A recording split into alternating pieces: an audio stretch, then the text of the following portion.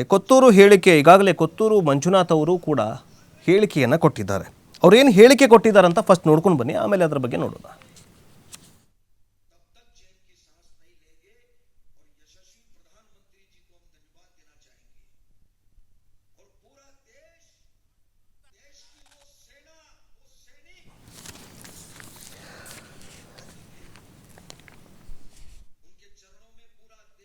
ಕೊತ್ತೂರು ಮಂಜುನಾಥ್ ಅವರು ಏನು ಹೇಳಿದ್ದಾರೆ ಅಂತಂದ್ರೆ, 4 ಫ್ಲೈಟ್ಗಳನ್ನು ಹಾರಿಸಿ ಬೂಟಾಟಿಕೆ ಕಾರ್ಯಾಚರಣೆ ಮಾಡಿದೆ ಭಾರತ, ಜೊತೆಗೆ ಪಾಕಿಸ್ತಾನದಲ್ಲಿ ಉಗ್ರರು ಸತ್ತಿದ್ದಾರೆ ಅಂತ ಹೇಳ್ತಿದಾರಲ್ಲ, ಅದು ನಿಜಾನ? ಆಪರೇಷನ್ ಸಿಂಧೂರದ ಬಗ್ಗೆ ಕೊತ್ತೂರು ಮಂಜುನಾಥ್ ಒಂದು ವಿವಾದಾತ್ಮಕ ಹೇಳಿಕೆಯನ್ನು ಕೊಟ್ಟಿದ್ದಾರೆ. ಅಲ್ಲ, ವಿವಾದಾತ್ಮಕ ಹೇಳಿಕೆ ಯಾವುದೋ ಇಸ್ರೇಲ್ಗೋ ಯಾವುದೋ ಒಂದು ಹೋಲಿಕೆ ಮಾಡಿದ್ದಾರೆ. ಅದರ ವಿರುದ್ಧ ಈಗ ಬಿಜೆಪಿ ಗರಂ ಆಗಿದೆ.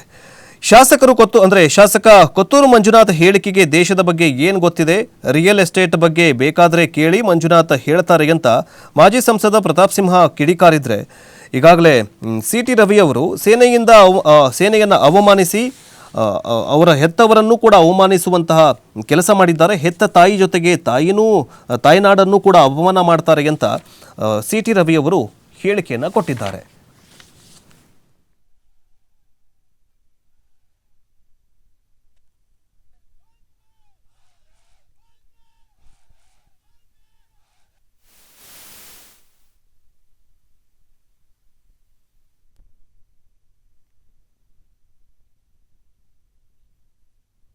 ಬೂಟಾಟಿಗೆ 4 ಫ್ಲೈಟ್ ಮೇಲೆ ಕಳಿಸ್ಬಿಟ್ಟು ಬಂದ್ಬಿಟ್ಟು ಇದು ಮಾಡೋದಾ?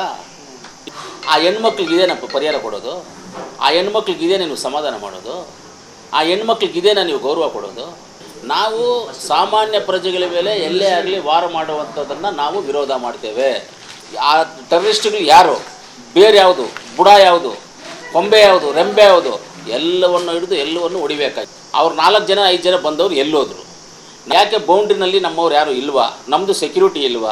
ಹಂಗಾದ್ರೆ ಸೆಕ್ಯೂರಿಟಿ ವೈಫಲ್ಯವಾಗಿದೆಯಾ? ಏನು ಮಾಡಿದ್ದಾರೆ? ಸುಮ್ಮನೆ ಬೂಟಾಟಿಕೆಗೆ 4 ಫ್ಲೈಟ್ ಮೇಲೆ ಕಳಿಸ್ಬಿಟ್ಟು ಬಂದ್ಬಿಟ್ಟು ಇದು ಮಾಡೋದಾ? ಆ ಹೆಣ್ಮಕ್ಳಿಗೆ ಇದೇನಪ್ಪ ಪರಿಹಾರ ಕೊಡೋದು?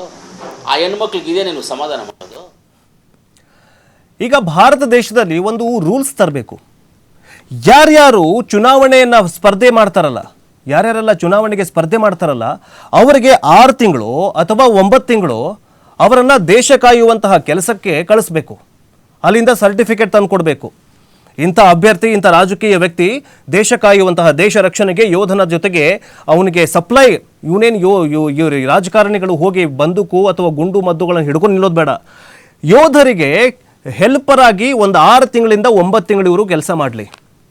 ಇವರು ಕೆಲಸ ಮಾಡಿ ಹೊರಗಡೆ ಬಂದ ನಂತರ 9 ತಿಂಗಳಾದ ನಂತರ ಒಂದು ಸರ್ಟಿಫಿಕೇಟ್ ಕೊಡಬೇಕು ಭಾರತೀಯ ಸೇನೆ. ಇಂತಹ ರಾಜಕೀಯ ವ್ಯಕ್ತಿ ನಮ್ಮ ಜೊತೆಗೆ ಕೆಲಸ ಮಾಡಿದ್ದಾನೆ, ಅದಕ್ಕೋಸ್ಕರ ಇವನಿಗೆ ಚುನಾವಣೆಗೆ ಸ್ಪರ್ಧೆ ಮಾಡೋದಕ್ಕೆ ಪರ್ಮಿಷನ್ ಕೊಡಲಾಗಿದೆ ಅನ್ನುವಂತಹ ಸರ್ಟಿಫಿಕೇಟ್ ಕೊಡಿ. ಆವಾಗಲಾದರೂ ಬುದ್ಧಿ ಬರುತ್ತೆ ಇಂಥ ರಾಜಕೀಯದವರಿಗೆ. ಒಂದು ಎಲ್ಲ ರಾಜಕೀಯ ಪಕ್ಷದವರು ಯಾವುದೇ ಗ್ರಾಮ ಪಂಚಾಯಿತಿ ಅಧ್ಯಕ್ಷನಿಂದ ಹಿಡ್ಕೊಂಡು, ಗ್ರಾಮ ಪಂಚಾಯಿತಿಯಿಂದ ಹಿಡ್ಕೊಂಡು ಪಾರ್ಲಿಮೆಂಟ್ವರೆಗೂ ಯಾವುದೇ ಚುನಾವಣೆ ಮಾಡಬೇಕಾದ್ರೂ ಈ ರಾಜಕೀಯದವ್ರದಾರಲ್ಲ, ಈಗೇನು ಮಾತಾಡ್ತಾ ಇದ್ದಾರಲ್ಲ, ಇಂತಹ ಮಾತುಗಳನ್ನು ಹೇಳೋರಿಗೆ, ಈ ಕೊತ್ತೂರು ಮಂಜುನಾಥ್ ಆಗಿರ್ಬೋದು, ಅವನು ಯಾರೋ ಮಧ್ಯಪ್ರದೇಶ DCM ಅಂತೆ. ಸೊ ಇಂಥವರಿಗೆ ಸರ್ಟಿಫಿಕೇಟ್ ಕೊಡಬೇಕು. ಏನಂತಂದರೆ, ನೀನು ನೆಕ್ಸ್ಟ್ ಎಲೆಕ್ಷನ್ಗೆ ನೀನೇನಾದರೂ ಸ್ಪರ್ಧೆ ಮಾಡಬೇಕಾದ್ರೆ ದೇಶದ ಗಡಿಯಲ್ಲಿ ನಿಂತ್ಕೊಂಡು ಯೋಧರ ಸೇವೆ ಮಾಡಬೇಕು. ನೀನು ಯೋಧರ ಸೇವೆ ಮಾಡಿದವರಿಗೆ ಮಾತ್ರ ಎಲೆಕ್ಷನ್ ಕಾಂಪಿಟೇಟರ್ ಅಂದರೆ ಎಲೆಕ್ಷನ್ ನಿಲ್ಲೋದಕ್ಕೆ ಪರ್ಮಿಷನು ಅನ್ನುವಂತಹ ಒಂದು ರೂಲ್ಸನ್ನು ಮಾಡಬೇಕು ಪ್ರಧಾನಿ ನರೇಂದ್ರ ಮೋದಿಯವರು. ಇಲ್ಲ ಅಂತಂದರೆ ಇಂತಹ ಹೇಳಿಕೆಗಳು, ಇಂಥ ನಾಚಿಕೆಗೇನಿದ್ದ ಹೇಳಿಕೆಗಳು ಬರೋದಂತೂ ಸಹಜ. ಈಗೇನು ಇಸ್ರೇಲ್ ಬಗ್ಗೆ ಹೇಳ್ತಾರಲ್ಲ, ಇಸ್ರೇಲಲ್ಲಿ ಹಾಗೆ ಇದೆ. ಇಂತಿಷ್ಟು ವರ್ಷಗಳವರೆಗೆ ಪ್ರತಿಯೊಬ್ಬ ಪ್ರಜೆ ಹೋಗಿ ಯೋಧ ಆಗಬೇಕು, ಅಂದರೆ ಗಡಿ ಕಾಯುವಂತಹ ಕೆಲಸ ಮಾಡಬೇಕು. ಅದಾದ ನಂತರ ಅವರಿಗೆ ಜಾಬೆಲ್ಲ ಇರುತ್ತೆ.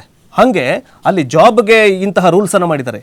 ಇಲ್ಲಿ ಏನಂತಂದರೆ, ಯಾರೆಲ್ಲ ರಾಜಕೀಯ ಈ ಎಲೆಕ್ಷನ್ಗೆ ನಿಲ್ತಾರಲ್ಲ, ದುಡ್ಡು ಸುರಿದು ಎಲೆಕ್ಷನ್ ಗೆಲ್ತಾರಲ್ಲ, ಆ ಎಲೆಕ್ಷನ್ಗೆ ಒಂದು ಕಾಂಪಿಟೇಟಿವ್ ಎಕ್ಸಾಮ್ ನಡೆಸಬೇಕು. ಕಾಂಪಿಟೇಟಿವ್ ಎಕ್ಸಾಮ್ ಅಂತಂದರೆ ಹೋಗಿ ಯೋಧರ ಹೆಲ್ಪರ್ ಆಗಿ ಕೆಲಸ ಮಾಡಬೇಕು.